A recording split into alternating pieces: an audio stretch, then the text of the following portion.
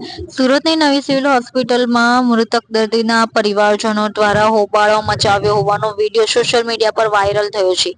તબીબની બેદરકારીના કારણે દર્દીનું હોસ્પિટલમાં મોત નીપજ્યું હોવાના ગંભીર આરોપ પરિવારજનોએ રોષ વ્યક્ત કરી જણાવ્યા છે. આ મામલે પરિવારે યોગ્ય તપાસ અને ન્યાયની માંગ કરી છે. સુરતમાં નવી સિવિલ હોસ્પિટલમાં એક દર્દીનું મોત થતા પરિવારજનોએ ભારે હોબાળો મચાવ્યો હતો. પરિવારજનો અને હોસ્પિટલના તબીબ તેમજ સ્ટાફ વચ્ચે ઘર્ષણના દ્રશ્યો સર્જાયા હતા, જેનો વિડીયો સોશિયલ મીડિયામાં વાયરલ થયો હતો. દર્દીને તકલીફ થતી હોવાનું વારંવાર જણાવવા છતાં તબીબો દ્વારા કોઈ પ્રકારની ભાર લેવામાં ન આવતા તબીબની બેદરકારીના કારણે દર્દીનું મોત નીપજ્યું હોવાના ગંભીર આક્ષેપ પરિવારજનોએ કર્યા છે.